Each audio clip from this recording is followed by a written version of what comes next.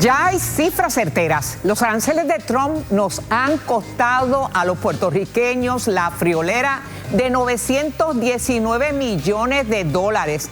El costo de la vida ha disparado tanto que el alza es de 288% en un año. Esos aranceles nos han cambiado los hábitos. Se acortó la lista de compras en el supermercado, se dispararon las gestiones a pie para ahorrar gasolina. Amigos, buenas noches. Usted lo sabe, el bolsillo duele y lo vamos a discutir esta noche, pero ya mismito, en breve. Antes, si usted es uno de los que tiene la tarjeta de salud vital de ese millón de ciudadanos, más de 1.400.000, preste atención. Hace un par de meses el gobierno de Puerto Rico contrató una compañía para rastrear sus cuentas bancarias y propiedades. ¿Y por qué están averiguando en sus cuentas? Hay mucho en juego ante el gobierno federal, la existencia misma del Plan Vital tal como lo conocemos.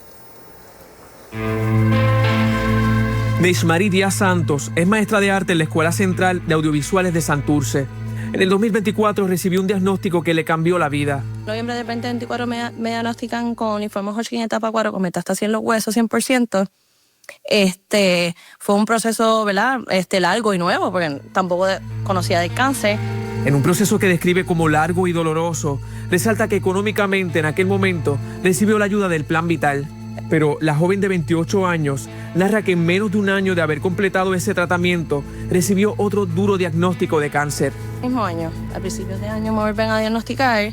Estábamos esperando la patología llegó en abril 17. Y como si fuera poco, a comienzos de mayo, recibió otro duro golpe que la llenó de incertidumbre.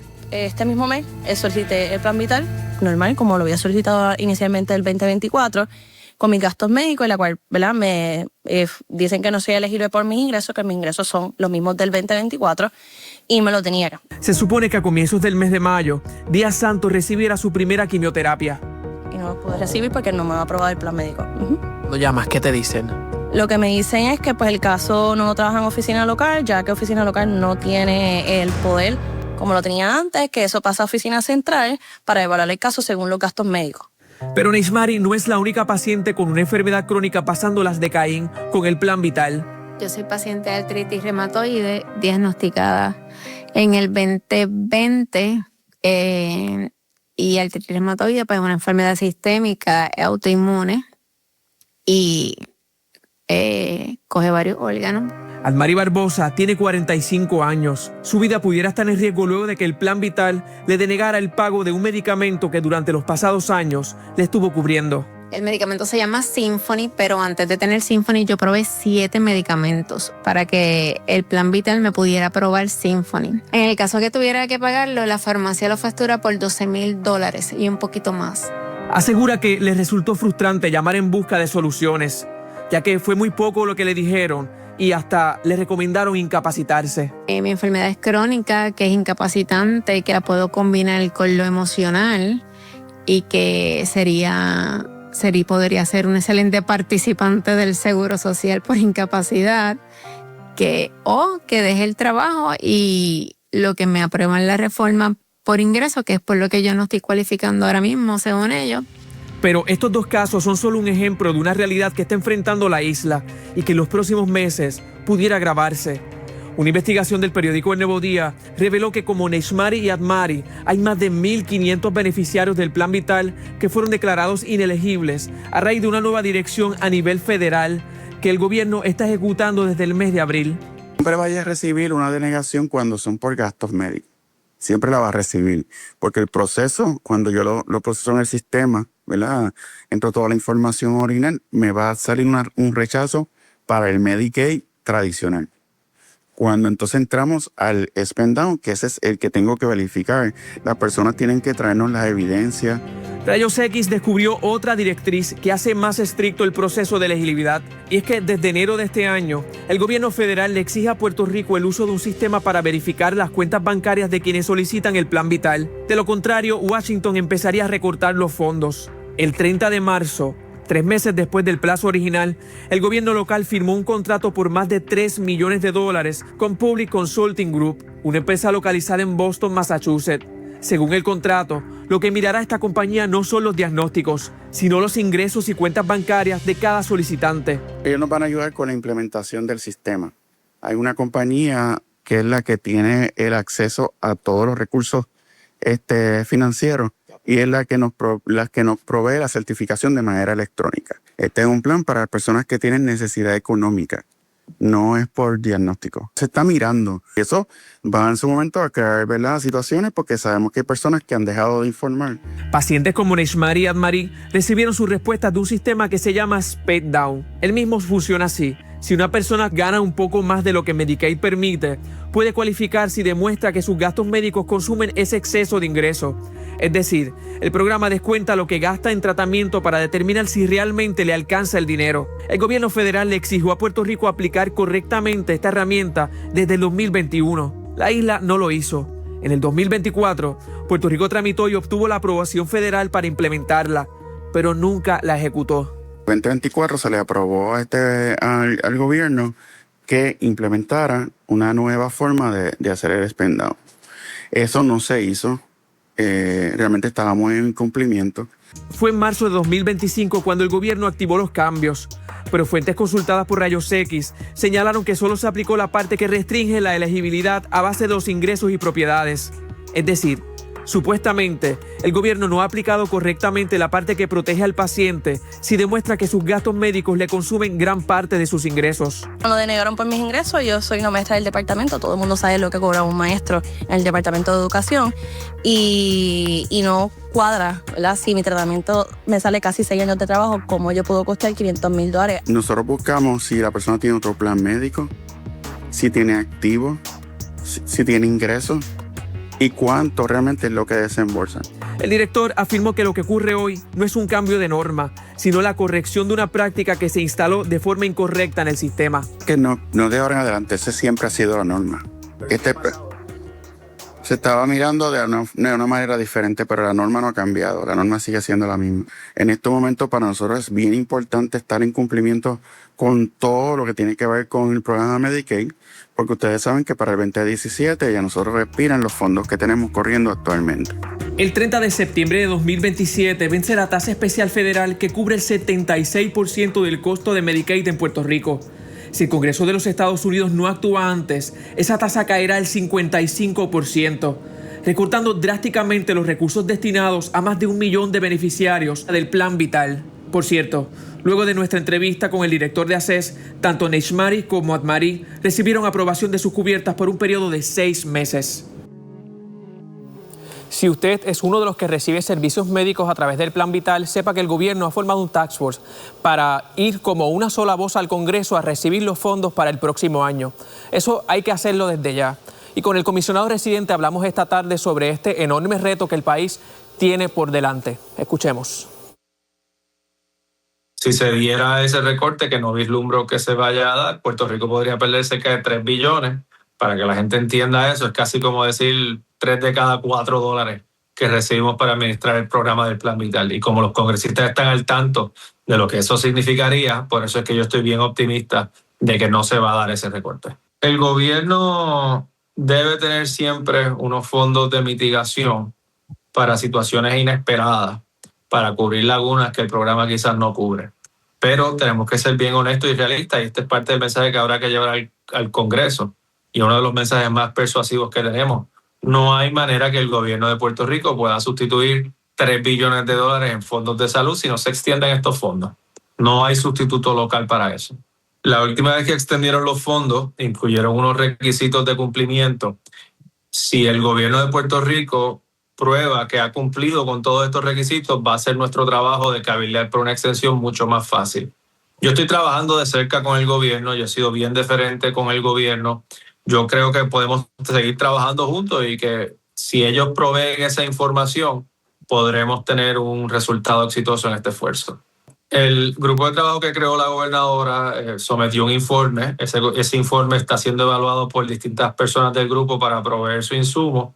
Una vez ese informe esté listo, pues esperaríamos tener las estadísticas completas y finales que necesitamos para hacer los argumentos aquí en el Congreso a favor de la extensión de esos fondos. Yo veo bien improbable de que se decida antes del 2027, simplemente conociendo la naturaleza del Congreso. A mí no me sorprendería incluso que este problema se resuelva en los últimos días que tendremos para resolverlo, porque así es que funciona el Congreso. El programa de Medicaid lo administra el gobierno de Puerto Rico. Así que quien puede dar las explicaciones de por qué se están recortando esos beneficios o por qué se ofrecían antes y se han dejado de ofrecer es el gobierno de Puerto Rico. Ahora bien, nuestra oficina ofrece servicios de ayuda al ciudadano cuando de programas federales se trata. Ciertamente yo no quiero que nadie pierda acceso a sus servicios de salud. Eso no es lo que el programa se supone que haga. Y no puedo imaginarme una situación más trágica que esa, que uno enfrentar un diagnóstico tan serio y no tener los recursos para enfrentarlo. Bueno, buenas noches, profesor. Me acompaña el profesor Ángel Rosa. Profesor, quería analizar un poco este asunto. Sabemos que el comisionado residente alega que él piensa que esto se va a resolver pronto, pero hay muchas personas expertas que consultamos que temen muchísimo a que se pierdan estos fondos, porque si ya estamos viendo las consecuencias, en el 2027 pudiese ser peor. ¿Cuál es el panorama ahora mismo político? Yo creo que el panorama, todo apunta a que Puerto Rico va a tener bastante oportunidad de mantener la asignación de Medicaid que tiene en este momento y que no vamos a revertir a un 55%. Yo he visto a todos los sectores unidos. Ahora, en cuanto a este particular tema de estas personas que son como una especie de jamón del sándwich, la realidad es que en Puerto Rico por mucho tiempo se abusó de la cualificación para el sistema de salud de médico indigente y que el gobierno federal pues ha tirado una raya y ha cortado. Cuando tú dependes 74% de fondos federales para tu plan de médico indigente y este tipo de tratamientos, pues esas son las cosas que hay que cumplir. Las reglas no las ponemos nosotros, las pone el gobierno federal. Pero el gobierno de Puerto Rico, no solamente por si viene un recorte en Medicaid, sino por situaciones como esta,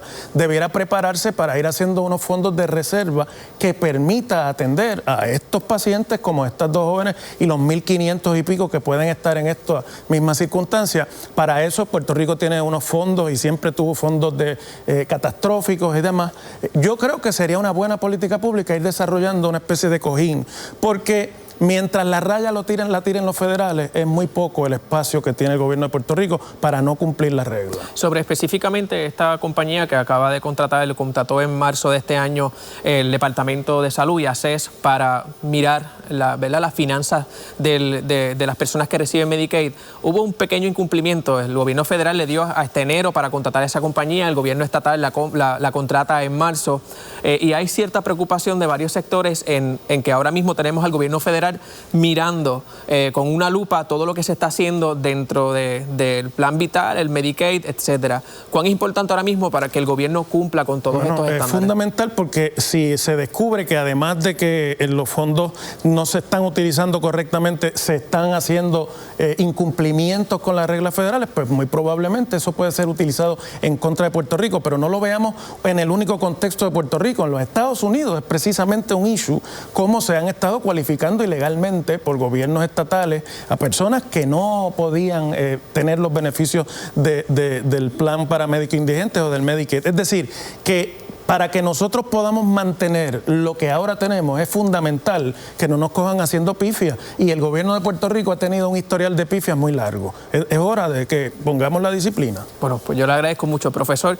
y voy a pasar por acá con Yolanda a la mesa, que tenemos un invitado. Adelante, efectivamente tenemos al secretario de Salud que nos va a poner ¿verdad?, en situación esta compañía de Boston que ustedes han contratado y que aparentemente es el gobierno federal que le está requiriendo. Sí. Se lo está haciendo a todos los estados, o sea, una compañía que averigua las cuentas y los activos de los personas que tienen esa tarjeta de Vital, por ejemplo. Cuando aprobaron el Big Beautiful Bill, que es el Medicaid, que para los estados estaba incluido en esa legislación, no para los territorios, ellos estimaban que sobre 10% de la gente que estaba elegible en Medicaid en Estados Unidos estaba elegible fraudulentamente. O sea que en Estados Unidos hay un margen de 10% de fraude. Bueno, lo que se ha demostrado en las estadísticas últimas estaban en 5 puntos y pico, pero el gobierno entendía que estaba como en 10. Era más alto. De hecho, nosotros el último número de nosotros estábamos en 2, el último número de nosotros está en 0.1. más bajito que pero cualquier... ¿son fiables esos números? Son fiables esos números. A nosotros nos dan 75 millones anuales extra si cumplimos con las medidas de integridad y siempre nos los han dado. Ahora, de lo que menciona José Carlos en su reportaje, estas 1.500 personas que supuestamente están recibiendo notificación de que se les rechaza. Bueno, no son 1.500. Esa cifra, ¿de dónde sale? No sé de dónde la sacó el periódico, pero ciertamente lo que pasa es que eso se empezó a hacer cuando el gobierno federal lo requirió desde el 2021, no se había hecho. Así que bajaron un marrón de que lo tienen que hacer ya. Nosotros tratamos de pedir una extensión para hacerlo como un periodo de transición, pero nos dijeron que tuvieron 5 años para hacerlo y no lo hicieron. ¿Cuántas personas son las que están lo tienen? Lo que pasa es que según van recertificando mes a mes, es que vamos, cuando acabemos el año de recertificación, es que vamos a saber cuántos son. Estos no son la gente que cualifica por nivel de pobreza. Esa gente cualifica. Son la gente que tiene una condición que no cualifica por nivel de pobreza, cualificaría por gastos médicos. Y le estaban calculando mal esos gastos médicos. Por ejemplo, si un medicamento vale 5,000, le ponían 5,000. Pero realmente si tu plan médico, tu deducible era 50, el número era 50, no 5,000. Y así era que lo estaban calculando mal, pero como 70% de los pacientes han seguido cualificando. En el caso de Neshmari y Admari, las dos jóvenes que entrevistamos en nuestro reportaje, a ambas le llegó, eventualmente tuvimos la entrevista con el director de ACES, le llegó una carta dejándole saber que sí, que las acogían dentro del programa, pero le dieron un periodo solamente de 6 meses. Sí, no, lo que pasa es que por un año retroactivo a cuando tenía que ser. Por eso ¿Y qué va a pasar en 6 meses con esos pacientes? Tiene que hacer la evaluación. Volver otra vez en el caso que son pacientes, por ejemplo, como Admari. Si tiene toda la evidencia, que es lo que pasaba, como no tenían que someter toda la evidencia, no la sometían, ya sometieron toda la evidencia y cualificaron. Si someten toda la evidencia, no van a tener problema en cualificar. Estas pacientes, una de las cosas que alegan es que obviamente el tiempo que se gasta, ¿verdad?, burocrático en estos procesos donde ya ellos ya garantizaron y tienen ya le mostraron la evidencia, es tiempo que les puede costar la vida a muchas de estas pacientes. ¿Qué está haciendo la agencia para agilizar eso? Con tiempo, a la fecha que tienen que ser y llevan toda la evidencia, no van a tener ningún problema en cualificar. De hecho, con los más problemas que hemos tenido, irónicamente, era con los pacientes de VIH, porque muchas veces los cualificaban sin sus medicamentos de VIH por como los cualificaban antes, y entonces cuando le dijeron no cualifica, entonces fue que tengo VIH y uso estos medicamentos, y la mayoría cualificaron. Pero entonces quiero entender, esta investigación de las cuentas y de los activos es solamente a este sector que no es que cualifique por ingresos, sino por gastos médicos, que solamente a esa cantidad de personas, no a la totalidad de los Sí, porque el que no tiene ingresos grande, no vale la pena que la compañía los investigue, pero ciertamente hay gente que puede tener muchos ingresos, pero sus medicamentos valen un montón y van a cualificar. Y el fondo catastrófico, aquí se habla mucho de fondo catastrófico, muchas personas ni siquiera entienden cómo pueden solicitar ayuda. El fondo catastrófico no tiene tanto dinero como la gente puede creer. El fondo catastrófico usualmente son para condiciones bien catastróficas, trasplante. Ahora los tratamientos nuevos de CAR-T que hay para cáncer, que cada tratamiento vale $675,000. Esos tipos de tratamientos que son extremadamente costosos, que no los va a cubrir ningún plan, es lo que está cubriendo el fondo catastrófico. Estima que con estos cambios que se aproximan y que están ejecutando dentro del plan, disminuya el número de beneficiarios dentro del plan vital en los próximos años. Realmente no, porque acuérdate que la mayoría de la gente ingresa por ingreso, y esos siguen ingresando igual. De este grupo, que son los que cualifican por gastos médicos, alrededor del 70% de los que estaban cualificando siguen cualificando. Pero hay una situación, y es que hay personas que han tenido su plan médico y que hasta los mismos aseguradores lo alientan a entrar al plan vital. Eso era correcto. Las aseguradoras por años se aprovecharon de la pandemia, de los huracanes, los terremotos. Si tú tenías una enfermedad catastrófica, te mandaban a Vital porque sabían que te iban a cualificar eso automáticamente, y los planes médicos cubren catarro. Y esa gente que está bien enferma le siguen pagando un plan médico para que no le cubra. Le pregunto, ¿eso es ilegal? ¿Esa acción es ilegal? ilegal? No es ilegal que los manden a cualificarlo. Es ilegal que no le cubran para lo que tienen cubierta. ¿Qué respuesta ahora mismo pudiera tener tal vez una doña María o una Gabriela que están en sus casas, que están recibiendo quimioterapia, son empleadas de un departamento de educación, reciben un ingreso, tienen unos pocos ahorros, pero no tantos como para pagar $30,000? Tuvieron un choque ahora. Ya saben que para la próxima rectificación tienen que tener toda la evidencia. Si tienen toda la evidencia, van a seguir cualificando. Así que no va a la primera carta que le llega siempre va a ser de negación, porque la primera carta es sobre el ingreso y ellas no cualifican por ingreso. Revisión. Y entonces no, porque no es revisión, porque entonces piden gasto médico, porque la primera evaluación es por ingreso. Wow.